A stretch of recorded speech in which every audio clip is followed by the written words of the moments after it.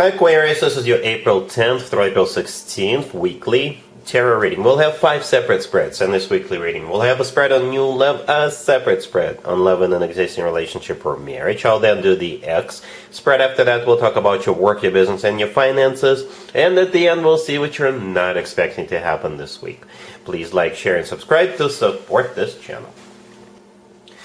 This first spread is a new love this week. We have the Nine of Swords, clarified by the Three of Pentacles. We have the Tower, clarified by the Knight of Cups. Then we have the Ace of Pentacles. In the potential outcome, we have the Ten of Pentacles with Justice and the Sun. And we also have the Star on the bottom of the deck.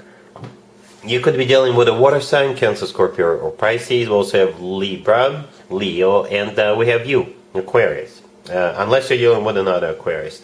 Well, the first 2 cards that came out were the Nine of Swords and the Tower. And I was like, what the heck is going on? Because those 2 cards are not about love. Unless they are clarified by particular cards.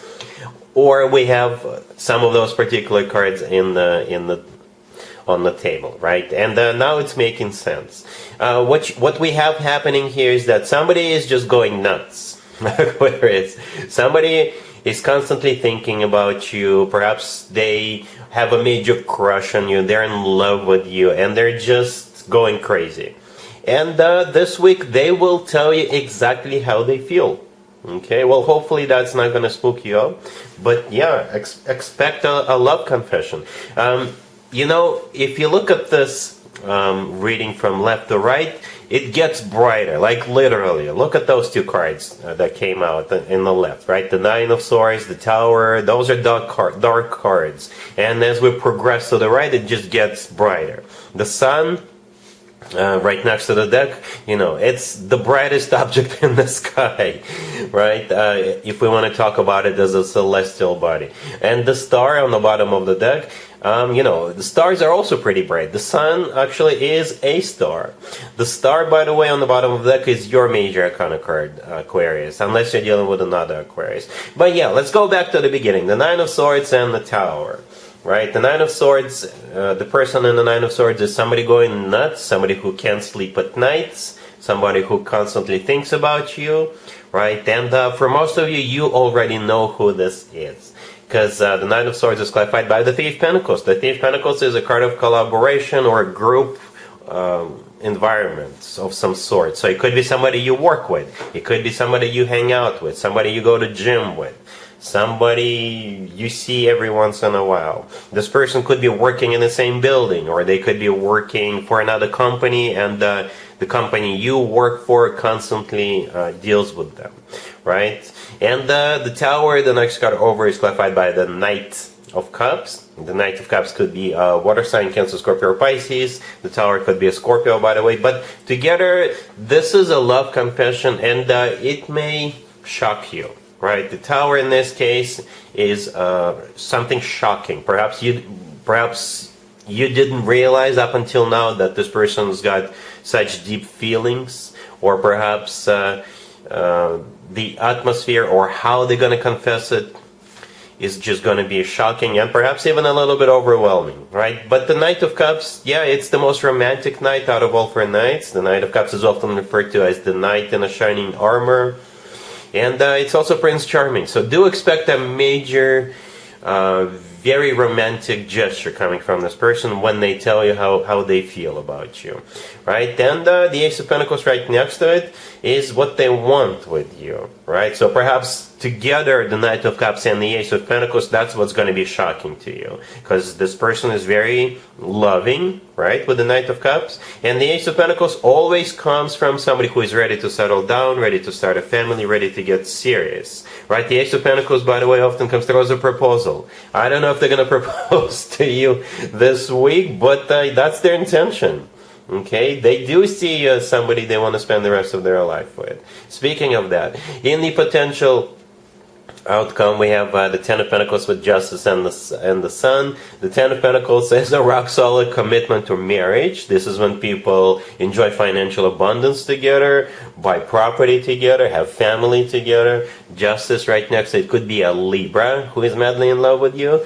But Justice is, when people get married, they sign a piece of paper, and then that piece of paper is submitted with the local government, right? And justice could be that local government, or it could be a place where people get married, like a chapel or what have you. And we're back to the sun. The sun could be a Leo you're dealing with, but the sun is the happiest card in the deck. It really is, right? With the sun, we always feel loved, we always feel joy, we always feel on top of the world. And the star on the bottom of the deck, as I already mentioned, that's you, unless you're dealing with another Aquarius. So yeah, prepare for a confession, and it's going to be shocking. And somehow it will shock you. Somehow it will shock you, but in a very positive way, right? It's just that I think this person will just... they'll just tell you how it is. I'm in love with you. I want to spend the rest of my life with you. Things like that. Okay? So I'm not going to do an extended for you, Aquarius. This looks good. Really happy for you. Congratulations. Aquarius, if you are already married or if you're in a relationship, this spread is for you. We have the Hangman. We have the Three of Wands clarified by the Wheel of Fortune. We have Strength. And we also have the Two of Cups on the bottom of the deck. So this week, you guys will... For some of you, finally decide to move forward with something, with some kind of a decision. You could have been procrastinating up until now, or perhaps you've been putting it off, right? Well, that kind of defines procrastination. But I'm not judging you. But this week you have to do this, okay? The Hangman, the first card I came out, is a card of stagnation. So again, for some of you, you've been putting it off, putting it on the back burner for a while, for whatever reason. You could have been busy. And this week, here comes the Three of Wands clarified by the Wheel of Fortune. The Three of Wands is a card of somebody who made up their mind, somebody who made a decision, and after that there is no turning back. The Wheel of Fortune, this is what it's all about. It could be travel, it could be you guys moving or moving in together, or you're deciding to start something. It could be you thinking, you could be deciding to start your remodeling or something, or you will finally know which vacation destination you want to go to. Whatever this is, this will launch a new cycle in your life. It could be about anything. Strength right next to the deck could be a Leo you're dealing with, but strength is most likely courage. Literally courage to finally move forward with it, right? And the Two of Cups on the bottom of the deck, it's you and your person. So you're on the same page. I don't see anybody fighting over it. I don't see anybody, having heated discussions over it. It's just perhaps you needed to wrap your head around this, or perhaps you needed to find free time for this, right? Or you needed to have courage for this. And this week, it's all finally happening. All right? Cool. Let's see if anybody comes back from the past for you, Aquarius, this week. Keep in mind, it doesn't have to be the most recent ex. So it's going to be short. We got the Five of Cups, the King of Cups clarified by the Ten of Wands. We have the Four of Cups and the Seven of Pentacles on the bottom of the deck. Yeah, you got this King of Cups, most likely water sign, Cancer, Scorpio, or Pisces.